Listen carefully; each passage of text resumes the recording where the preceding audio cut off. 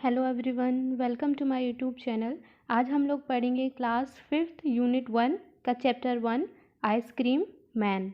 ठीक है, अगर आप लोग चैनल पर नए हों तो चैनल को सब्सक्राइब कर लें और बेल आइकन को प्रेस कर लीजिए, जिससे कि आपको और भी चैप्टर्स के अपडेट मिलते रहें। ठीक है बच्चों, चलिए देखते हैं। Read and enjoy. ये देखिए, बहुत सारे बच्चे आइसक्रीम खा रहे हैं। ये है ice cream man. What is cold, sweet and creamy and wonderful to eat? क्या है जो कि कोल्ड होता है, ठंडा भी होता है, मीठा भी होता है, क्रीमी भी होता है और बहुत अच्छा लगता है खाने में? तो क्या होता है? Ice cream. Everyone's favorite treat, especially on a hot summer day, is an ice cream. सबकी फेवरेट, आपकी भी फेवरेट होगी, है ना? मेरी भी फेवरेट है। और सबसे ज़्यादा तो समर में, हॉट समर, जब बहुत ज़्यादा गर्मी होती है, क्या होता है? आइसक्रीम होती है। And every one's favourite person might just be the ice cream man. और खाने के लिए तो आइसक्रीम फेवरेट है, और सबका फेवरेट पर्सन कौन होता है? आइसक्रीम मैन, जो कि आइसक्रीम बेचता है ना? वो आएगा तभी तो हमें आइसक्रीम खाने को मिलेगी।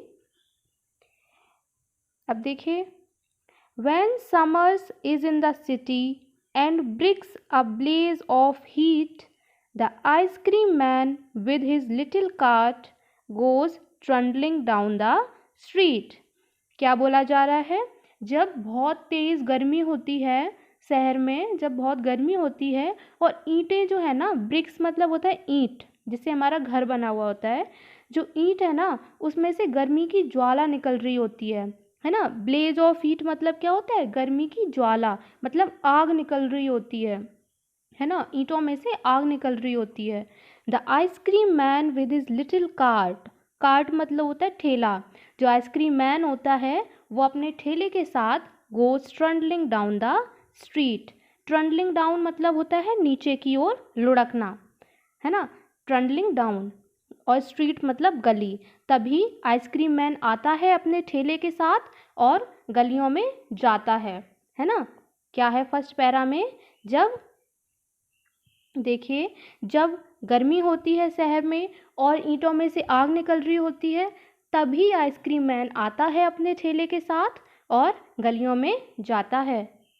Beneath his round umbrella, oh, what a joyful sight to see him fill the cones with mounds of cooling brown and white. देखिए क्या बोला जा रहा है? जैसे आइसक्रीम मैन का जो ठेला होता है ना, उसमें एक अम्ब्रेला भी लगा हुआ आता है। ठीक है, क्योंकि इतनी धूप होती है तो उसको भी तो कुछ चाहिए ना अपने आप को प्रोटेक्ट करने के लिए, है ना? तो एक अम्ब्रेला लगा हुआ होता है। Beneath his round umbrella, beneath मतलब नीचे और राउंड मतलब चारों तरफ, उसके अम्ब्रेला के नीचे। Oh what a joyful site, site मतलब होता है दृश्य, देखना, है ना? कितना सुंदर है उसे आइसक्रीम फिल करते हुए देखना। To see him fill the cones with mounts, mounts क्या होता है? जैसे कोन है और यहाँ पे आइसक्रीम फिल की जाती है अंदर, है ना? और जो ऊपर वाला पोर्शन होता है, क्रीमी क्रीमी पोर्शन, यहाँ पे भी आइसक्रीम फिल करता है वो, तो इसको माउंट्स बोला जा रहा है ना? ये जो है इसको माउंट्स बोला जा रहा है ना? तो उसके अम्ब्रेला के नीचे जब हम लोग देखते हैं उसको आइसक्रीम फिल करते हुए कोन में, है ना? तो कितना सुंदर दृश्य है। वेनिला, चॉकलेट, स्ट्रॉबेरी और chilly things to drink from bottles full of frosty fizz, green, orange, white और पिंक। अब उसके पास कौन कौन से फ्लेवर हैं आइसक्रीम में? वेनिला, चॉकलेट एंड स्ट्रॉबेरी, है ना? आप सभी ये फ्लेवर जानते होंगे। और चिली थिंग्स टू ड्रिंक, और पीने के लिए कोल्ड ड्रिंक भी हैं। फ्रॉम बोटल्स ऑफ फ्रॉस्टी फिज, फ्रॉस्टी फिज क्या होता है? जैसे सोडा, है ना? तो वो बोलते हैं Frosty fizz. Green, orange, white और पिंक, है ना? ठीक है।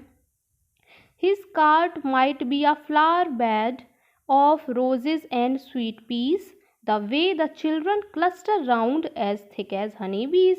ये देखिए, ये थोड़ा इम्पॉर्टेंट है पैराग्राफ। क्या बोला जा रहा है? उसकी जो कार्ट है, उसका जो ठेला है, वो एक फ्लावर बेड है, फूलों की क्यारी है। अब उसके ठेले को फूलों की क्यारी क्यों बोला जा रहा है? और कौन से फूलों की क्यारी? रोजेस और स्वीट पीस। ठीक है, गुलाब की और मीठी मटर का जो फ्लावर होता है ना, और रोजेस, जैसे उस पे मधुमक्खी चारों तरफ उसके भिनभिनाती हैं, है ना, चारों तरफ झुंड बना लेती हैं अपना, वैसे ही हम बच्चे भी उसके जो ठेले हैं ना उसके आसपास झुंड बना के खड़े हो जाते हैं, इकट्ठा हो जाते हैं। इसलिए उसके ठेले को फूलों की क्यारी बोला जा रहा है। आपको समझ में आया? देखिए मैं फिर से बताती हूँ कि उसके जो आइसक्रीम मैन है उसके ठेले को फूलों की क्यारी बोला जा रहा है। रोजेस और स्वीट पीस, है ना, कौन से फ्लावर? रोजेस और स्वीट पीस। जैसे मधुमक्खियाँ रोजेस और स्वीट पीस के चारों तरफ इकट्ठा हो जाती हैं, झुंड बना लेती हैं, वैसे ही हम बच्चे भी उसके ठेले के चारों तरफ झुंड बना लेते हैं, है ना। क्लस्टर मतलब क्या होता है? इकट्ठा हो जाना या फिर झुंड बना लेना, है ना। एज थिक एज हनी बीज, जितने नंबर में हनी बीज इकट्ठा हो जाती हैं वैसे ही हम बच्चे भी उसके ठेले के चारों तरफ इकट्ठा हो जाते हैं। ठीक है बच्चों, आई होप आप सभी को समझ में आई होगी ये पोइम। किसने लिखी है? रचल फील्ड ने, है ना। नाम याद रखिएगा आप लोग। ठीक है बच्चों, मिलते हैं नेक्स्ट वीडियो में।